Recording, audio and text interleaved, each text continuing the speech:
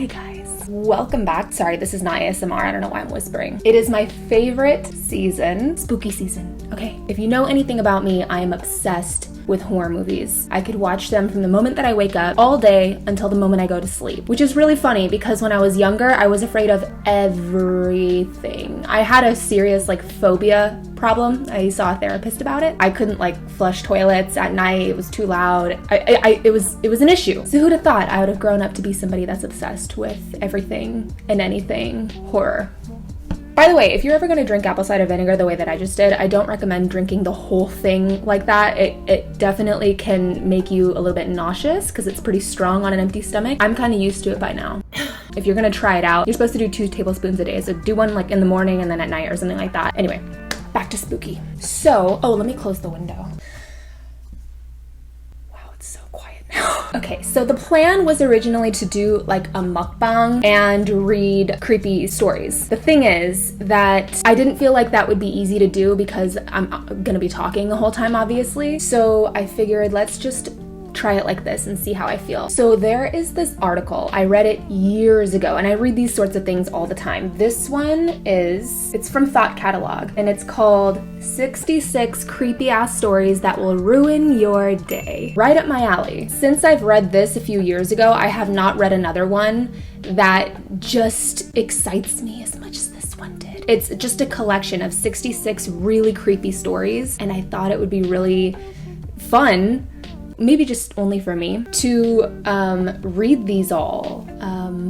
Yeah, that's about it. In the Halloween spirit, I thought I would read some of the stories because they're really good and they're really creepy. And if you like creepy things, you will like these stories, I promise you. Before we get into that, I want to share one of my favorite scary stories. The last time I told this story to my friend, she got so freaked out that she accidentally slapped me. Like she got so scared that she just kind of did it. And I was like, dude, you just fucking punched me in the face. So grab a drink or grab a snack and let's just get spooky together. Should I have filmed this video at night?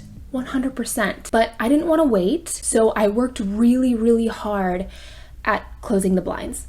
Okay, so my personal favorite scary story. This is claimed to be a true story from somebody who posted this onto a forum about sleep paralysis because they didn't know what to do. They were like, this is getting out of hand. This is somebody that was like, I can't deal with this anymore. I used to get sleep paralysis all the time, by the way. All the time, almost every single night. This person didn't know what to do, so they posted this on a public forum, basically asking for help. So this is what they said happened. One night, they woke up and they were in sleep paralysis. And he was sleeping on his side like this. He was in sleep paralysis, so obviously he couldn't move. But what he could see in front of him, directly in front of him, were feet pacing back and forth, back and forth, back and forth. From where he is on his bed, he was seeing their feet almost as if they were standing on something. They were elevated. So he was seeing feet go just back and forth, pacing, bare feet, small bare feet, like women's feet. And since the feet were sort of elevated up to his eyes, he couldn't see who the feet belonged to or see who the person was. So all he could do was just lay there and watch these feet pace back and forth until the sleep paralysis stops. But what ended up happening was the feet stopped right in front of his face and they were facing him and his heart started to race. And after a painful 30 seconds of this person just standing there, all of a sudden, he sees them bend over. This is where I got slapped, by the way. Bend over and just look right into his face. And it was indeed an old woman with huge eyes. And he just laid there, trembling, staring into the eyes of this woman. And then after a minute or two, she disappeared and he fell back asleep and woke up. After this, it happened several more times until it got to a point where he just decided, I can't do this anymore. I don't know why this is happening to me. And one night after it had happened again, the moment he fell back asleep and was released from his sleep paralysis, he got up right then and there in the middle of the night, went to his computer and wrote this post in a forum and was like, help me, what do I do? That's one of my favorite creepy stories. Okay, let's start this. So if you guys are avid readers with things like this like I am, then you probably already have heard of the first story. I will leave time chapters between each story so that it'll be more organized and maybe you can skip ahead if you've already heard the story before. This first story is about the smiling man. Get out of here, plane. Okay, my stomach is all warm from the apple cider. Why do I keep whispering? I think this is ASMR. It's just more creepy this way, yeah? About 5 years ago, I lived downtown in a major city in the US. I've always been a night person, so I would often find myself bored after my roommate, who was decidedly not a night person, went to sleep. To pass the time, I used to go for long walks and spend the time just thinking. I spent 4 years like that, walking alone at night, and never once had a reason to feel afraid.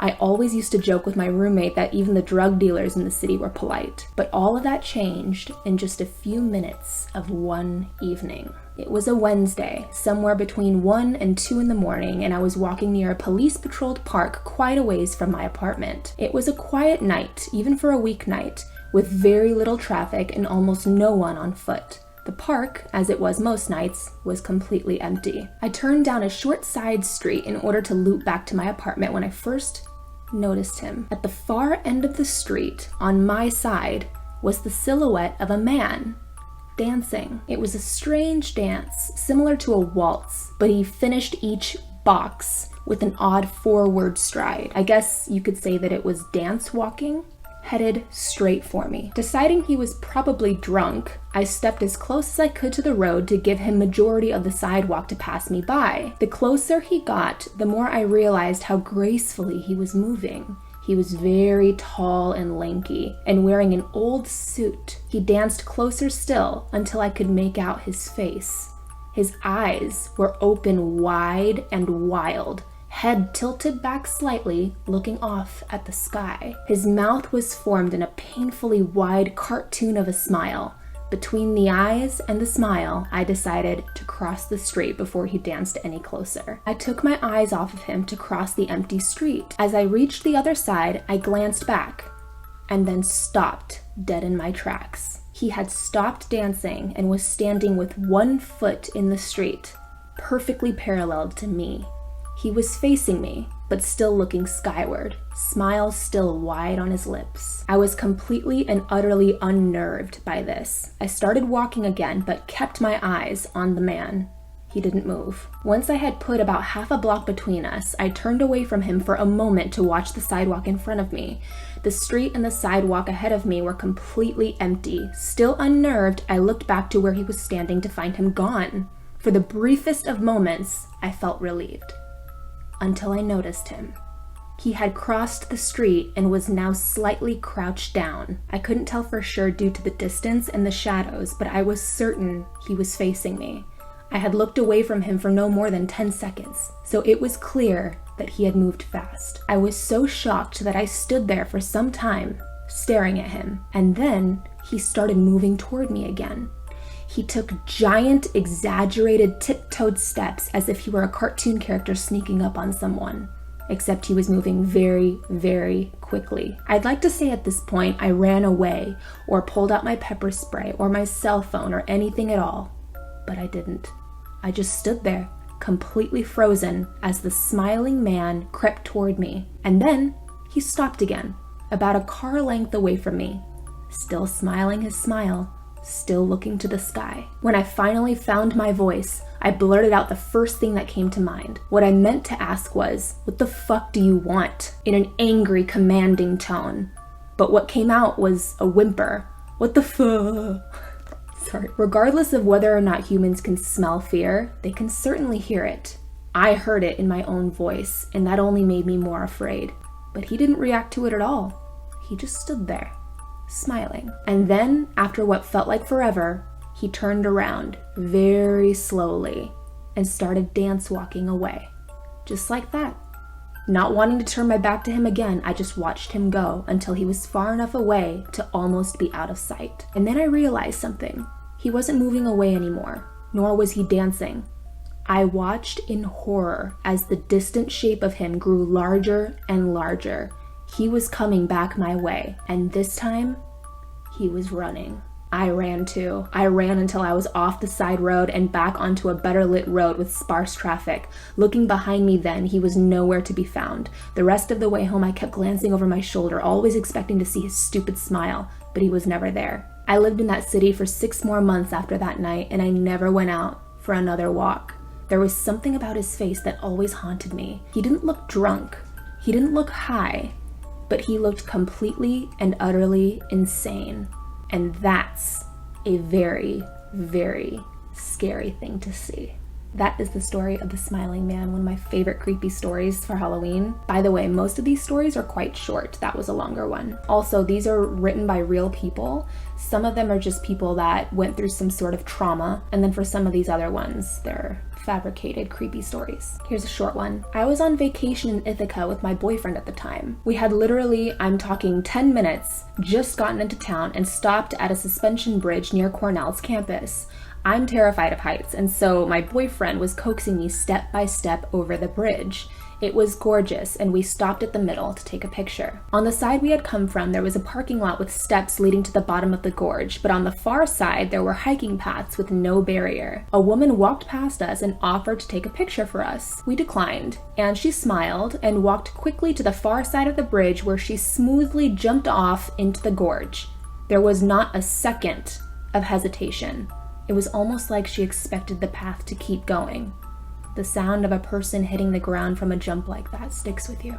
I was about 15 minutes from finishing the night shift at work when there was a massive crash on one of the windows in the office, so I get up and go check it out. Someone has thrown quite a sizable rock through one of the windows on the front of the building. This is made especially weird because I'm working in the industrial district at 11:30 at night with none of the other businesses open. I go back to my desk, put a quick call through to security to let them know, and decide to head home. As I'm leaving the building, I'm freaking myself out about it more and more and end up running to my car. I would do the same. Getting in and taking off. I'm almost home and I've started to calm down a bit when I realized that I didn't unlock my car when I got in. It had been unlocked the whole time. I do a quick check with my hand in the back seat for any possible murderers that might be hanging around there, but nothing's there. Fast forward 30 minutes. I've called a friend of mine who says he's out drinking, so I decide I'm going to join him. I jump on my bicycle and start riding over. I'm doodling along the road on my bike. It's a nice night and I'm in no big rush, just enjoying the moonlight when I hear someone riding behind me. I straighten up and stick to one side of the road. He passes me really slowly, and when he's right beside me, he shoots me a smile I can describe as purely fucking insane. I kind of flinch and am taken aback as he rides on. That's when I realize he's riding my mom's bike. Needless to say, I sprint the fuck home. When I get there, sure enough, her bike is missing and one of my car doors is open, the back left one. I was driving and had no need to open that door. I was once in a hot tub with some friends late at night and we were all telling some stories.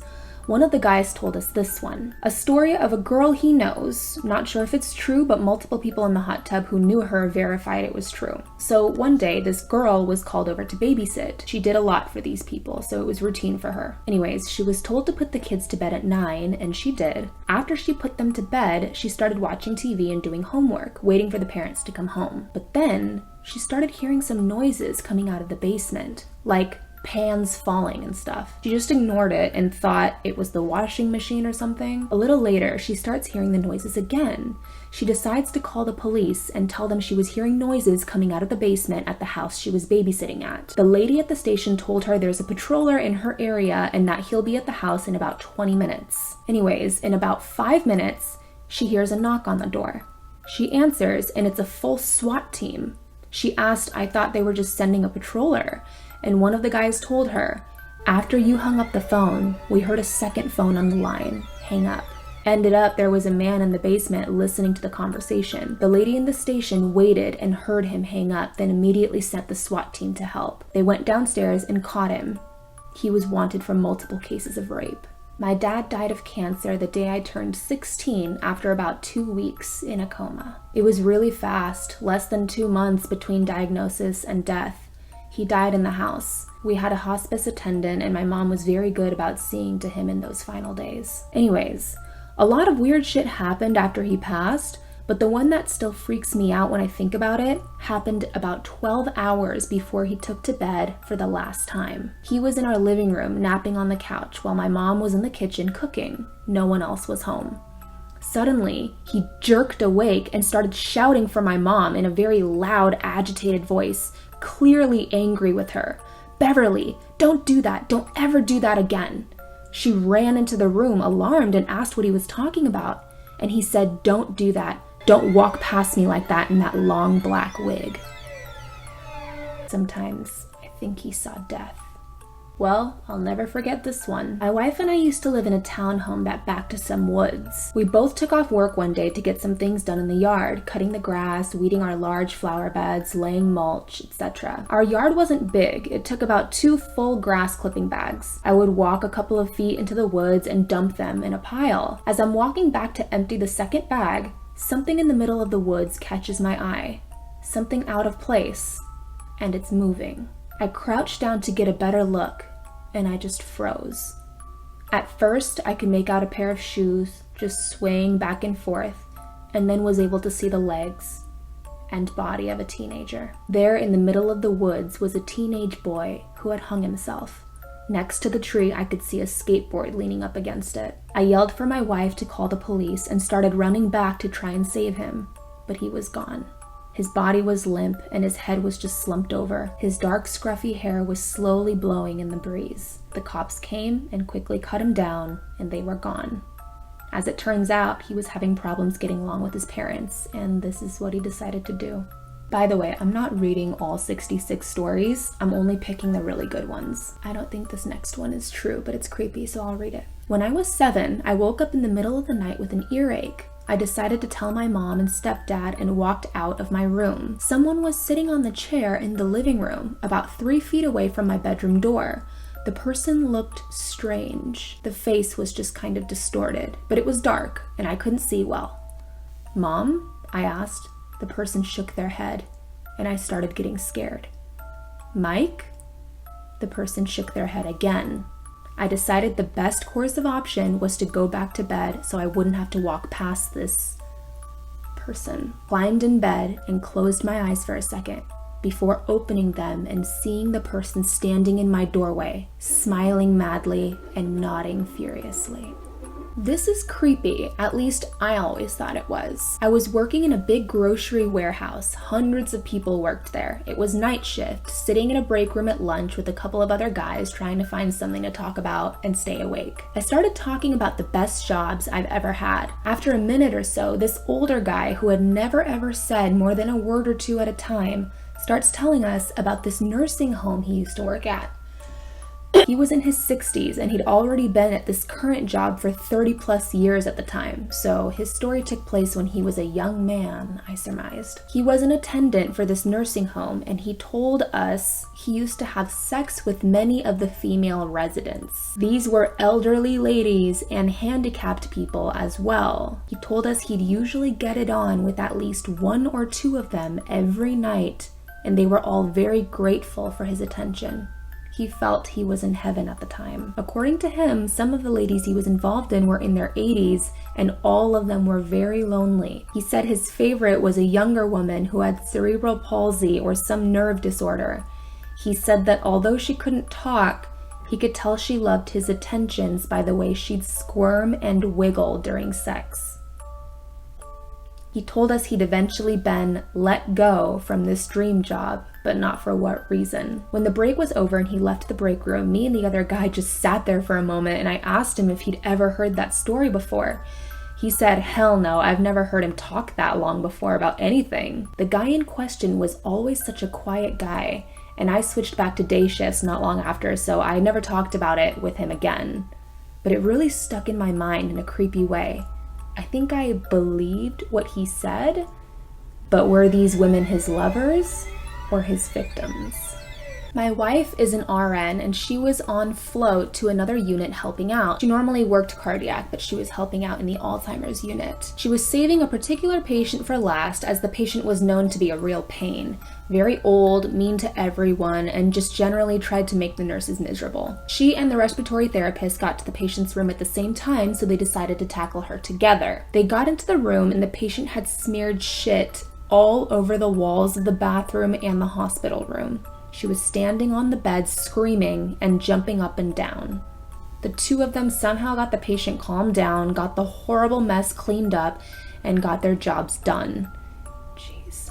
She said it took about 3 hours. They then got out and put a do not disturb sign on the door to make sure the patient could stay calm and get some sleep.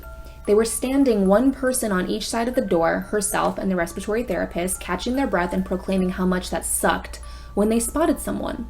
A big farmer-looking guy wearing a John Deere baseball cap, overalls, a red plaid checkered shirt, and big work boots coming down the hospital hallway, and he looked kind of annoyed. He walked right past them and into the patient's room, slamming open the door.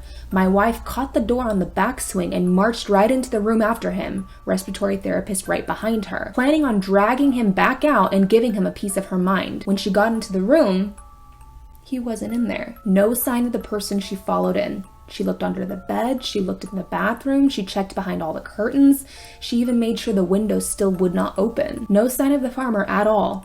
And then noticed the patient was sitting upright in bed, just kind of staring off into space. So she asked her, "Did you just see someone come into this room?" The patient said, "Yes, it was my daddy.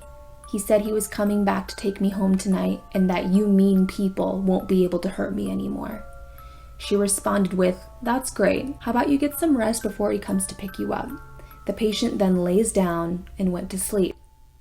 The patient died that night. My wife and the respiratory therapist swapped stories to make sure they were not crazy. They both saw it. My parents were out one night and my brother and I were home alone. We were probably 12 and 10 respectively. Anyway, there's a knock at the door and I hear a voice say, "Pizza." Initially, thinking it was my father playing a joke, I instinctively went to open the door when it hit me.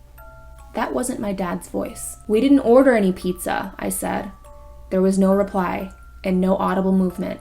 I went to my bathroom window, which allows some vision of the footpath leading from the front of our property to the front door, but you can't see the door itself. So we waited for about 15 minutes, clutching a bat and some ornamental fireplace poker, until finally, the dude moves away from the door and walks away. Just some guy with dark hair and a long ponytail, a long dark coat, and no pizza. That's my worst nightmare. In my last apartment, every morning at 3 a.m., I would hear this woman screaming help in this loud, clear, blood-curdling shriek. I tried asking my landlord about it and he got real quiet and wide-eyed and never said a damn thing about it. None of the other tenants would talk to me. Here is my creepiest moment. Worked as a security guard in a hospital when my coworkers received a call from a woman who found a note from her husband. In that note, he wrote that he was going to kill himself, and he also noted the exact area of where he would do it. The toilets, the bathroom. We thought it was a prank call, but obviously we still had to check it out. Men's toilets were clear, next were the women's toilets. Fuck, one door locked. Also, no response to our yelling and knocking, so we yelled we were going to open the door and unlocked the door with the side of the key and opened it. What we saw there was absolutely horrific. Not so much as in the gore, but the way he took his own life. We found the man lying on the floor with a plastic bag taped around his head. Every item in his pocket was placed on the toilet: phone, cigarettes, lighter, wallet, etc. My colleague checked his pulse, but he was already cold. So we were too late. We contacted the police and my coworker had his wife on the phone the whole time trying to comfort her as she wasn't allowed to tell anything about the state of her husband. That was up to the police to tell. Anyways, police removed the tape and found another plastic bag under the other one. When they removed the second plastic bag and tape, we saw that he had also put pieces of paper in his nose. So yeah, this guy was a patient of the psych ward and decided to kill himself by suffocation. Anyway, never took a dump on that particular toilet again. Neither did my coworkers. My parents were drug addicts. When I was young, we had a nice home, but slowly, as I matured, we started living in shittier homes. When I was a teenager, we rented a decent size but run-down house in a weird neighborhood. On moving day, we set out exploring, excited to see that the unfinished basement at least had a semi-finished laundry room. Underneath the stairs in that laundry room, there were some childlike drawings on the walls, a picture of 5 family members, including a baby, with the caption, "Our new home." It was a little weird, but whatever, kids draw in random fucking places. We just covered up the art and used the laundry room. That basement was super creepy. There was always a weird feeling of something watching you. All of us experienced some kind of weird thing in that house. Now, I've believed in ghosts because of an earlier experience I've had from a much older house, but I still remain skeptical. Everyone who stayed with us or visited us reported hearing a voice of a little boy behind them at random times during the day. It was always the same thing. Rah! The noise that little kids always make when they're trying to scare you. We all kind of ignored it, dismissed it, or lived with it. One day, I was home alone and sitting on the computer doing my online classwork. That was weird. When I started to hear this weird buzzing noise. I ignored it for a while, but it just kept going, this steady buzzing noise. No one was home, even my dog was gone. I waited until my dad came home from work and fell asleep on the couch and decided to investigate. By then, the noise had been going on for about 2 hours. I eventually followed the noise downstairs and saw my dad's electric hair clippers turned on and just buzzing all over the bathroom floor. I was really confused as to how this happened. I turned the clippers off and heard an impatient sigh come from the other side of the basement. Not thinking, I just said, sorry, and noped the fuck out of there. I got back upstairs and woke my dad up and told him he left his clippers on, hoping for an explanation.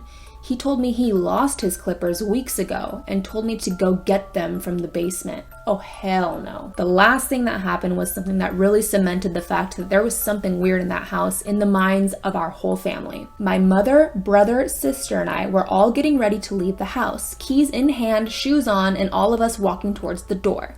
My brother stops at the fridge and says to us, "I'm gonna take the last Pepsi, okay?" All of us heard from the basement a distinct childlike voice, I'd say a boy around 4 or 5, shout, "No," in direct response to this statement. It was so clear. It was that bratty toddler no that so many parents are familiar with. We all solemnly looked at each other, confirmed in each other's eyes what we had just heard, and hurried to the car as naturally as possible. That is probably the only house I was happy to hear we were evicted from. When I was in high school, I'm nearly 40 now, my parents bought a good-sized house for what they paid. They were aware the house had a history, but none of us were superstitious, so they bought it. The history of the house was that a man had killed himself there. The people who lived there in the early 80s had rented the basement of the house to their friend. His wife left him, and I guess the divorce was messy. He didn't die in the house, but in the driveway. He ran a hose from the exhaust into the window of his car. My parents lived in the house for over 10 years. We always joked about the place being haunted. The basement in particular just had a really creepy feeling to it. I never got the whole feels like you're being watched feeling before then, and haven't since, but you just got that feeling. There were always small things going on, creaky floors, breezes, crap like that. Most were dismissible. Here's the stories that stand out. My mother was reading a book in the living room late at night. Sometimes she had trouble sleeping and would read until she got tired. This night, she was sitting there and heard a metal noise, like a ting, and then the clack, clack, clack of something hitting the floor. She turned around to see the final skid of a fork as it came to a stop beside her. 3 forks were sitting at the table across the room. She said it sounded like someone had hit the tongs and sent it flying across the room. Everyone else was asleep at the time. Well, after my sister and I had moved out, my sister had a child. My parents bought an automated swing for the baby for when they visited. The swing would randomly swing on its own. The swing would be turned off and it would just be like someone had lightly pushed it. It happened enough that my parents would just kind of mention it lightly when it happened.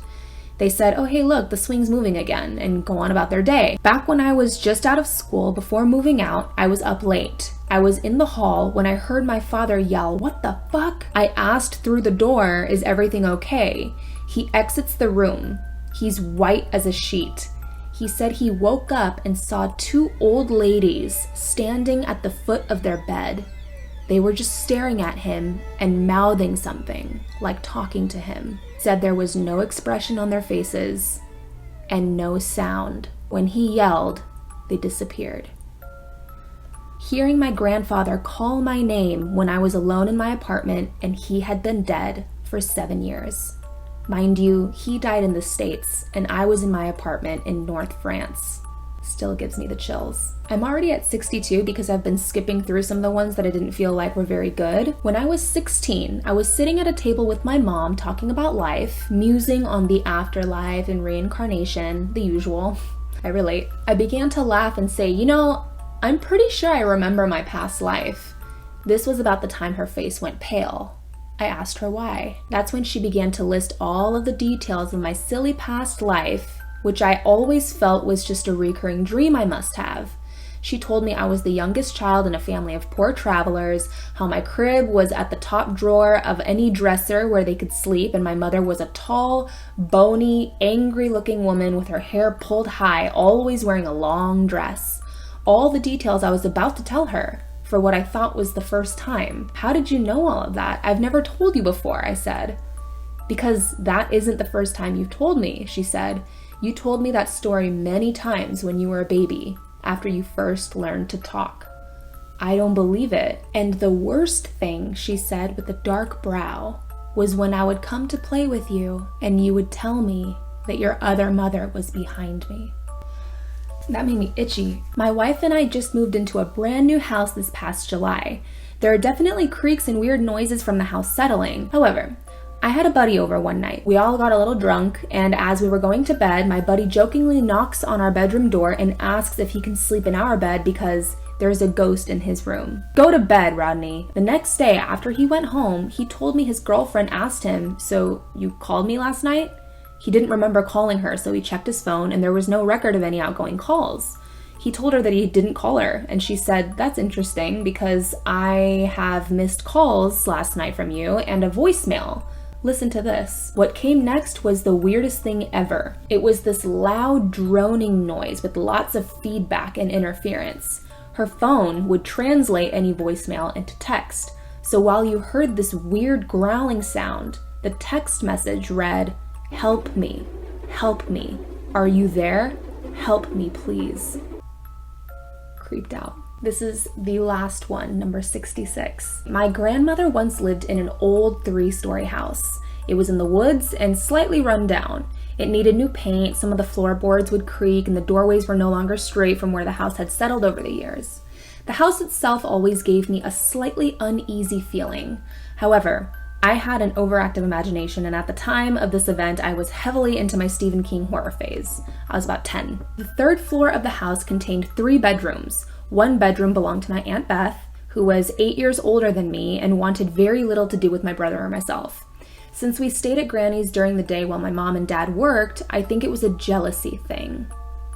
Beth was my mom's youngest sister and the baby of the family, while I was the first grandchild.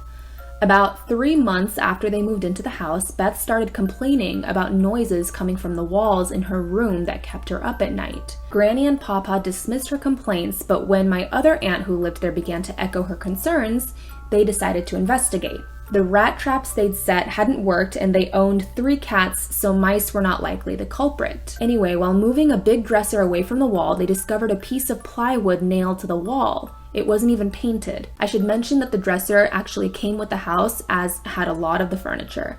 Granny, being Granny, immediately took a hammer and crowbar and tore off the plywood. Behind it was a small door. I'm not kidding when I say small. It was about 3 feet high and narrow. An adult man would have to really squeeze to get in there.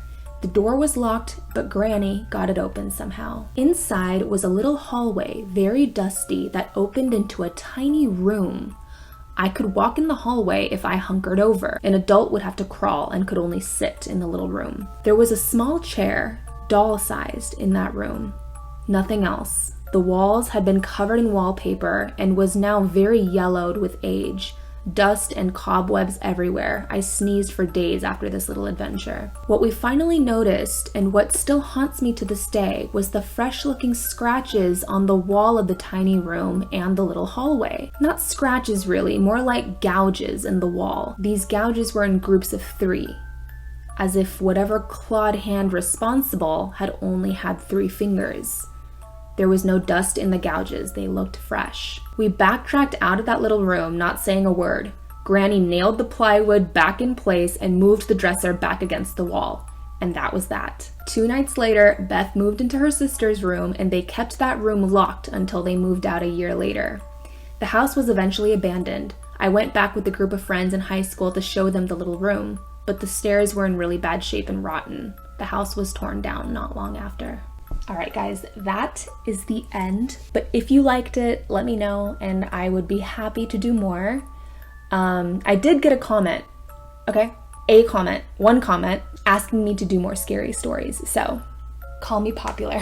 Anyway, I hope you guys enjoyed. Obviously from this, I just pulled from this thought catalog article, but I kind of want to like really sit down and like come up with like top 10 of my like the scariest stories that I could find, or like the most disturbing. Some of these are really, really disturbing, but like really, really sad. Anyway, I hope you liked this video.